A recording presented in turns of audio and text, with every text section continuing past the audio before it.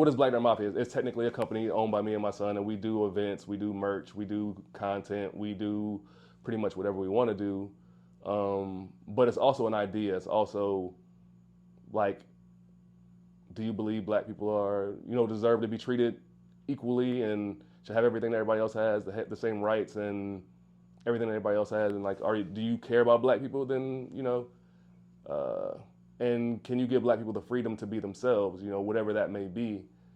That's kind of the idea of Black Nerd Mafia, whatever. What would you say is its manifestation? How does it show up in the world? Just like allowing Black people, especially like Black kids and Black youth, to be themselves. Like not saying something is white because you want to go hiking or do something that's not like I said, this one little box of what Black people are supposed to do. And I think that this generation is actually like my son's generation, that they're doing a good job of like being themselves, and they can openly admit they like anime and all this other type of stuff, where like when I was a kid, if you say you like anime, people probably beat you the fuck up, you know what I mean? Like, so especially if you were Black. So I mean, like, I like that this generation gets to be themselves a lot more. People give this generation a hard time, but I like them, man. They don't really put up with no bullshit, and they kind of just do their own thing. They're not afraid to be themselves, and I like that shit. But like, as far as like a manifestation of how this came to be, like, for anybody that's seen the other interviews that we did, like this is our third time trying to do this interview or whatever. And I just like, I'm very, very meticulous and picky about how I want the image to come out. But like we talked about this before, like how it actually really came to be is that like, I want to say like around the beginning of it was exactly February 2020. I started going to therapy because I was having like little like panic attacks and like I would say like almost like little like mental breakdowns or whatever, and they were getting to be like more frequent.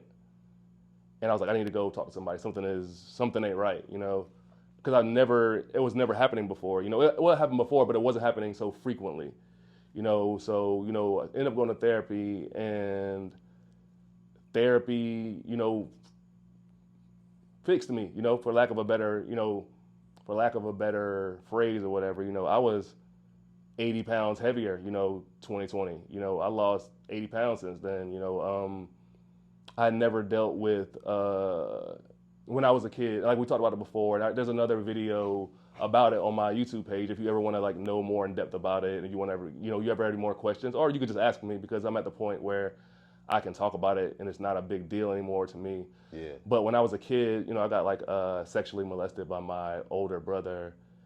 Mike. I have more than one older brother, so I don't make sure that nobody don't catch a stray. You know what I'm saying? But yeah, but you can talk about it now. I can talk about it now. I'm laughing about it. Right. But before I couldn't. I never told anybody until I was in my 40s. You know what I'm saying? Like I told my therapist, and like, that was the catalyst. Basically, going to therapy was the catalyst for what you see now. Like I said, if you want to know the specifics about the therapy, you can go watch the other video. Maybe I'll put a link. Maybe Darius can put a link to it or whatever here. But but therapy it opened my mind in a different way, to where like I said, it made it easy to lose the weight. It made it easy to get focused on this business. It made everything so much easier. I got out of my head. I stopped being so insecure about myself. I stopped,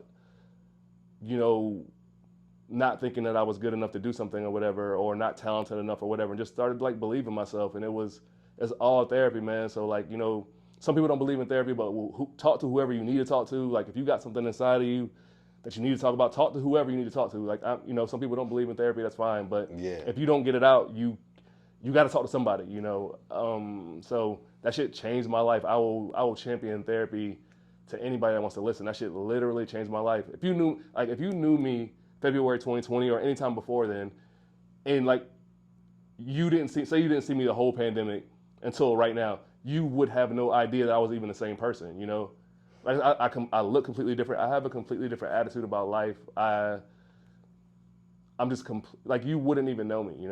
Matter of fact. Nah, you sent me the pictures, and I was like, yo, that can't be you. Yeah. But I saw my boss. I saw my boss for the first time at work since the pandemic, in like 2.5 years. You know what I'm saying? Yeah. And he couldn't stop staring. He was like, so I was working from home, and we don't do meetings, so we never even do like Zoom meetings. So they literally hadn't seen my face in 2.5 years, or 2 years.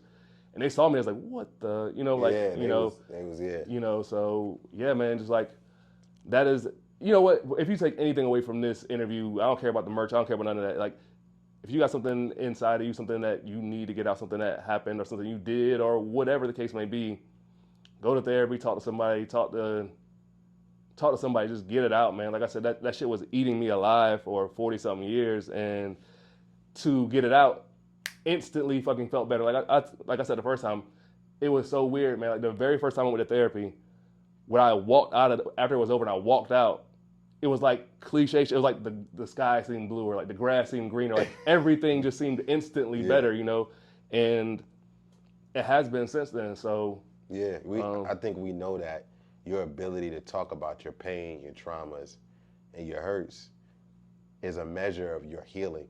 You know what I'm saying? And how far into your healing you are from those spaces and time in your life. And I think that's how Black Nerd Mafia really manifests, and how it shows up in the world is you get to live out your dreams. Right, bro. Exactly. Like, you know what I'm saying? And do what you want to do, and not, what the box says that you should be doing. Right. And it's like, and it's one of those things where, in 2020, when I first started going, I thought I was good. I thought I was over it. And like, I made this video in 2020 about like what happened or whatever. I made like, it's on my YouTube page or whatever. It's like, it's a lot, it's long, but I was like, all right, I'm good. But I noticed that I never really put it out there. I never like let anybody know it was there. It was just sitting on my YouTube page. And I was talking to my therapist. I was like, oh, I think I'm over this, but I'm actually kind of scared to put this out, Wow. And I still really haven't, you know what I'm saying? So maybe people will see it, maybe, but you think you're over something, but I was like, I still have reservations. I'm still a little nervous. And like, even now, I'm gonna be a million% honest, is that like, I feel weird talking about it because I know my intentions. I know what I'm doing, but for anybody for someone to feel like maybe I'm like doing it for a reason other than just being solid, you know what I'm saying, like clout chasing or whatever, or trying to exploit it or whatever, like I don't care. I guess maybe I do care what people think, but I mean, like, to some degree, but it is, you don't have to, but I want to do it. It helped me with that. Like, I want to do like more like philanthropic stuff. I want to help out. I want to, I think eventually, like I want to like do like public speaking, or maybe like motivational speaking, and actually talk to people about it, people that got to deal with this stuff or whatever, because a lot more men suffer in silence about being these type of abuses than you would ever know. And that's not light. Here's a caveat though to what you're talking about. You gotta have enough in you. You gotta be overflowing with love for yourself to have some left over to give to other people. Yes. You know what I'm saying? So like, for you to even be talking about that, just lets me and my audience know, and your audience know, like, first of all, you're already doing it. Like, bro, you just give, bro. You give platforms, stages, money, time, energy, bro. Like, you know what I mean? What you're talking about, you're within that vein right now. You're headed into a place where you're going to be doing that already, bro. So it was like, I think what scared me is that, like, I think as men, we kind of sort of don't know how to deal with stuff like this. Like, even how to receive it. Because, like, I remember, I'm not even holding it against this person. I told them what happened. After I went to therapy, I was telling people that were close to me. And I told him, and he was like, why would you tell anybody that? Yeah. And that shit broke my heart a little bit, man. Like, that was I told him, like, the first thing he said, like, why would you tell somebody that? I would have took that to the grave. And I was like, yeah, okay. You have no idea. And I didn't even know what to say. But I just whatever. But, ignorance is bliss, though. Right. So I just feel like, I want to be, especially as a black man, people think that we are emotionally, like, not available, emotionally shut down and things like that. I want to be, and I have sons. I have 2 sons, so I want to show them that they can, more than anything, like, if something has ever happened to you, anybody ever hurt you, or, you can talk to me. You can talk, we can go to therapy. You can, because if, I let my kids see that, and that was important. So, yeah, man, I don't regret it at all. Some people are just going to feel how they feel, and that's fine. But I think that, if it's cliche, but if one person sees this and they go to therapy and they don't kill themselves or they don't do whatever, that makes it all worth it. Because I was suicidal for a very long time, man. You know, and back, you know, it's a feeling of like, you know, like hopelessness, you know, whatever. And it's like, you know, if somebody can see this and be like, I felt like this, or this happened to me, or it might not be necessarily the same thing, but this other thing that I'm dealing with, you know, and if it can encourage someone to take that step or to confront the other person, or whatever the case may be, just however you can get better, man, you know. No doubt. Black Nerd Mafia in the building, man. You just had a super dope, successful show just now, man. And if I said I'm excited for you, that's an understatement. You know what I'm saying? Yeah.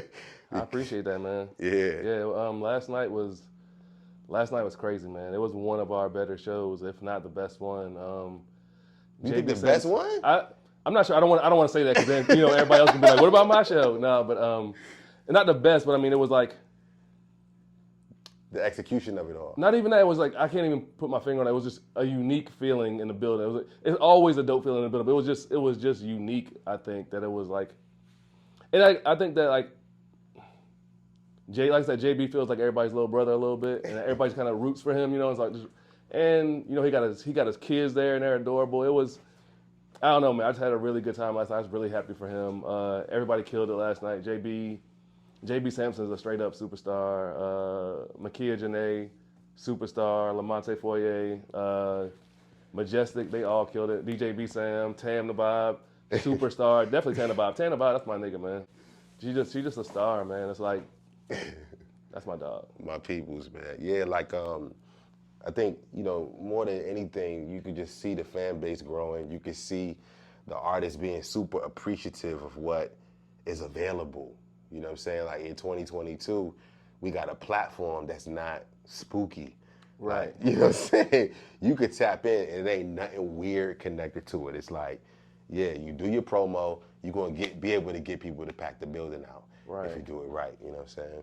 I never, you know, I guess it's kind of sad in a way that like, because I don't feel like I'm doing anything special or doing anything different than anybody different. else. But like I guess, you know, people be on that weirdo shit, man. A lot of promoters and these other people in the music, the music business or whatever you want to call it. I don't know, but like, yeah. From the stories I hear, especially from like female artists, man, just about weirdo people, man. That shit, it's sad, man. You know, and it's just like, you know, I think that we kind of bring an environment of like inclusion. We bring an environment where people just feel comfortable being themselves, and they can, you know, we bring a good time, man. I think people resonate with that, you know.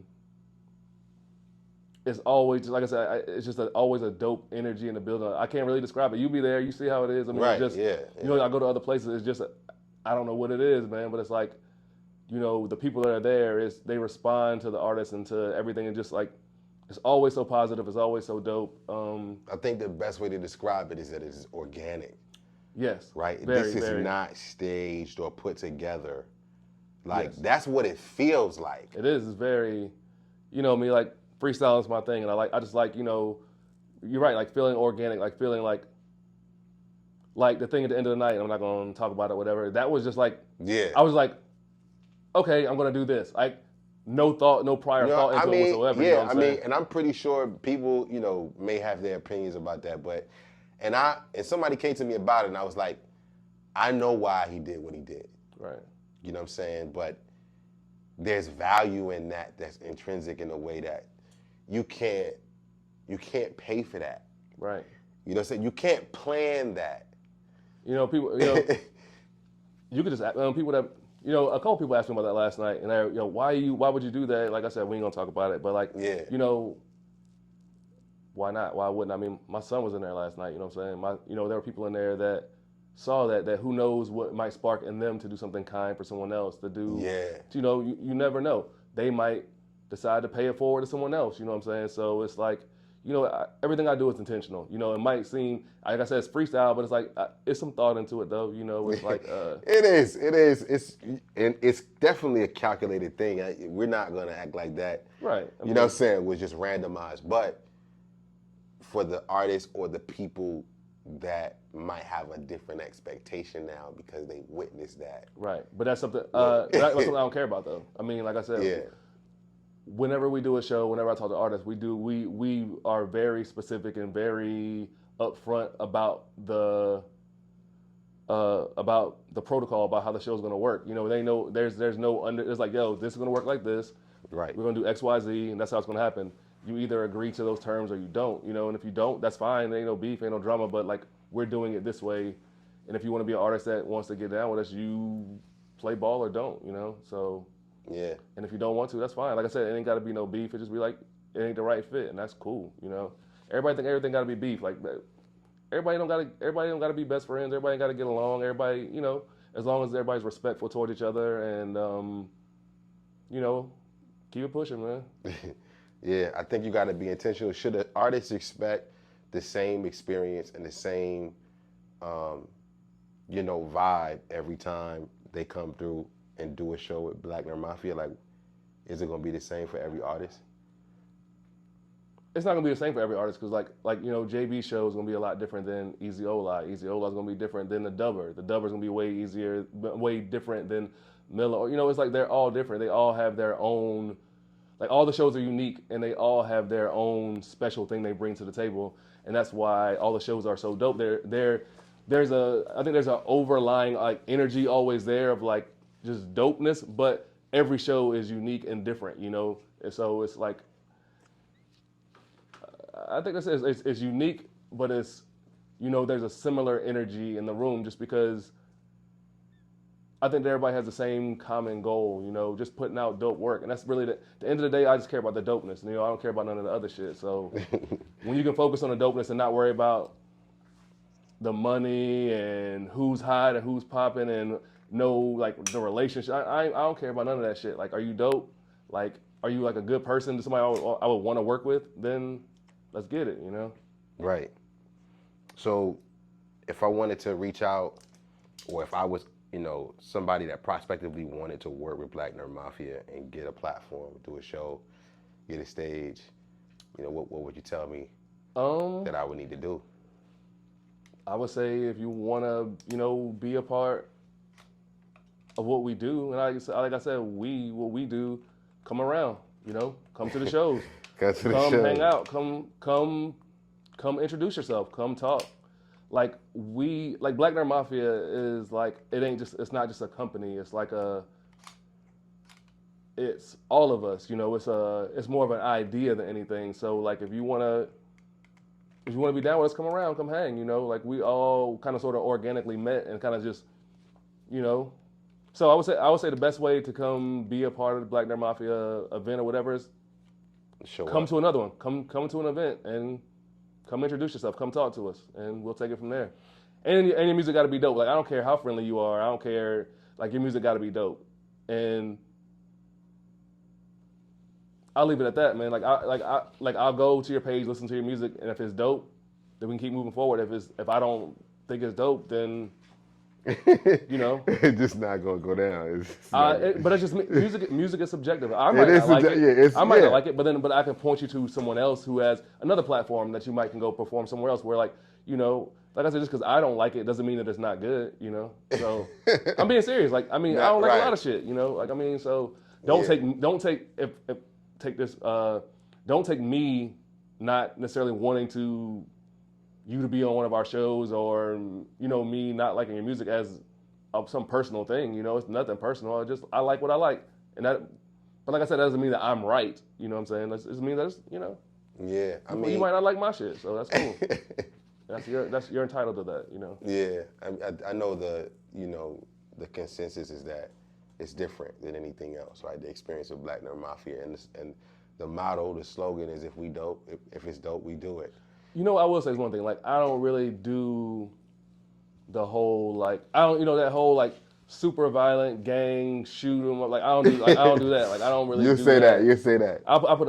If your music is super violent about, like, you know, just super negative shit, then I don't really do that. You know what I'm saying? But, like, I'm not saying that it can't be about that subject matter. It's ways to talk about that subject matter and be positive and not just be, I'm gonna shoot you in the face because I'm selling a brick. Like, I don't want to. that ain't my shit. You know what I'm saying? I know somebody who do that. I can point you in that direction, but that ain't how I get down. You know? Right. So it's you do have a conscious content centric outlook on who you select and what music you want the platform to experience that. Yeah, and I think that should be said, and that's something to be said about that. But I've heard, gangsta vibes. You know what I'm saying? Yeah, like we had on the platform. My homie Young Mean. Yeah, he talk that shit. You know what I'm saying? But like I like him. You know what I'm saying? I like he's a like you talk to me. Meme's a dope person. He's like a good dude or whatever. Yeah, he talk about some of that shit in his music, but like it's a little different. Like I said, it's a case by case basis. Like it's not as long as it's just not just arbitrary violence about like just making a song about shooting somebody just to fucking do it. You know what I'm saying? That's just like let there be some artistic value behind it. At least like be creative about how you gonna shoot the motherfucker. At least or something shit. Like right. So you got this merch coming out, right? Right. Is it a secret or what? Like what should we? Nah, man. So Black Nerd Mafia merch is pretty much like you see right here. I brought the bag with me today. I brought the bag with me. Oh, you got the bag with you. I brought the bag with me. You know what I'm saying?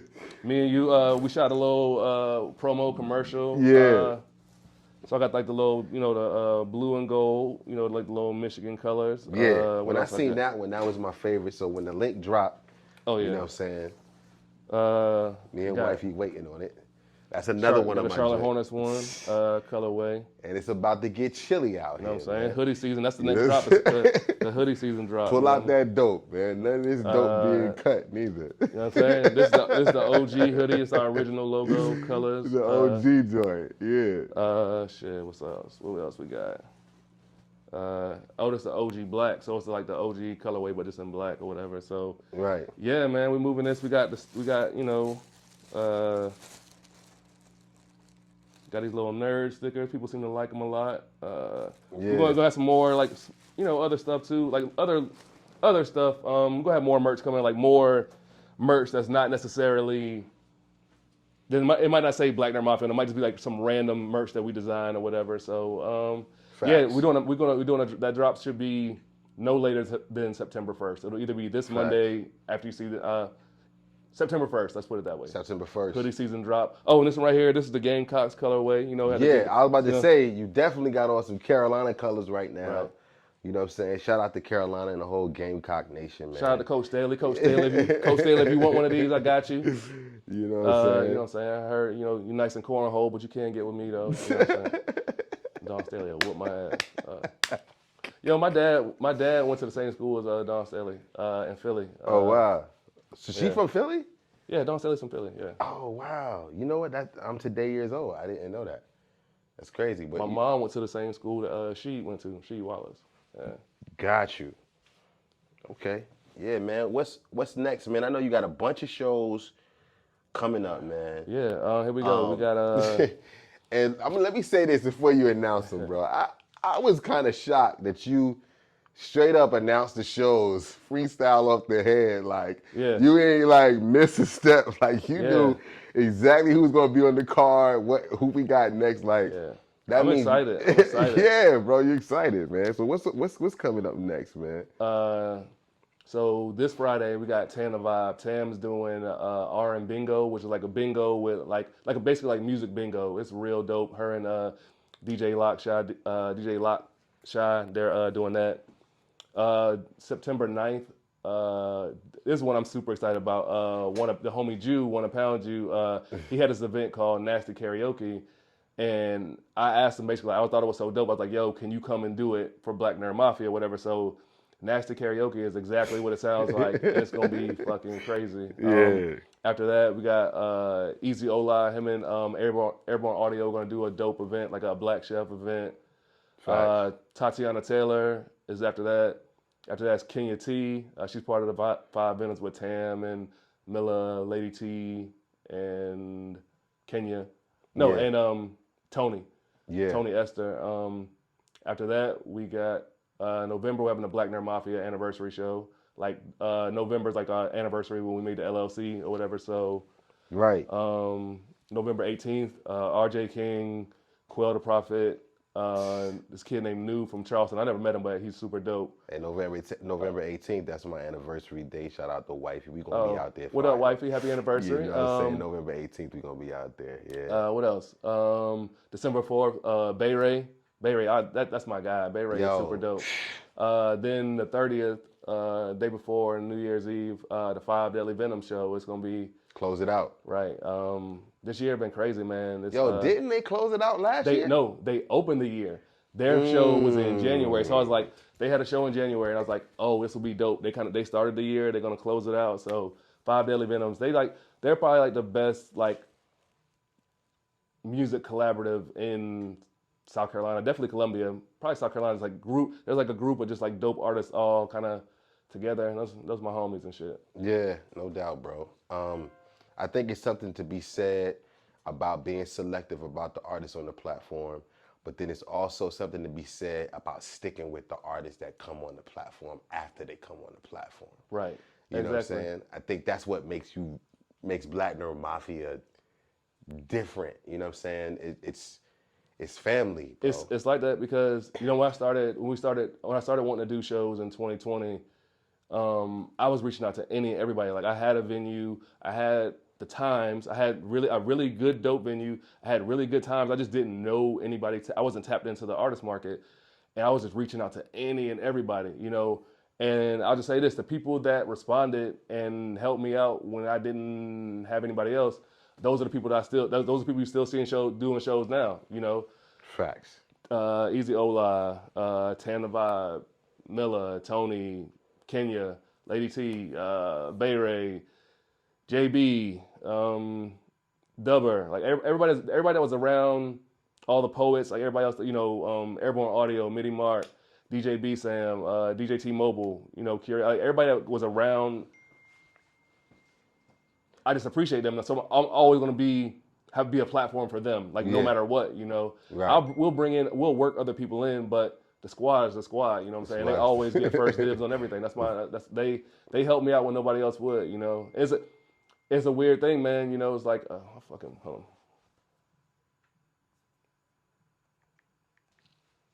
Phone going off, man. Yeah. Artists trying to get on the platform right now. What else saying? Now you were just like you were talking about the value of staying within the family and the people that showed up for you before, right? And how you going, the value of showing that appreciation, right? For we're gonna work new people into the fold or whatever. But like I said, the original people, they're always gonna they're like a special place in my heart. Like we're like you included. Black Nerd Mafia is where it's at because of the artists and because of you and like everybody that helped out. Yeah. Like I said, we a team, we're a squad, we a village. So like, I'm cool. I'll have a show with just us from now on. Right. We got enough dopeness to go around and just keep on having shows with just us. But I mean, facts. I really like the squad that we building, man. No doubt, man. Hey, shout out to Black Nerd Mafia. Shout out to every artist that's been on the platform. For sure. And shout out to every artist that's looking to come and be a part of the platform. Please be patient. It's a lot of family stuff going on. You know what I'm saying? Yeah, so we want to please be patient. Just if anything, come out and support, man. That's what I would advise. That's the best way. That's how I meet a lot of artists. Come to the show, man. Come kick it. Come talk to your boy. I'll be talking to artists after the show all the time, man. Just come through, man. Yeah, no doubt, man. I appreciate you coming through. It's Black Nerd Mafia, Stinking Kingdom Media. We out of here.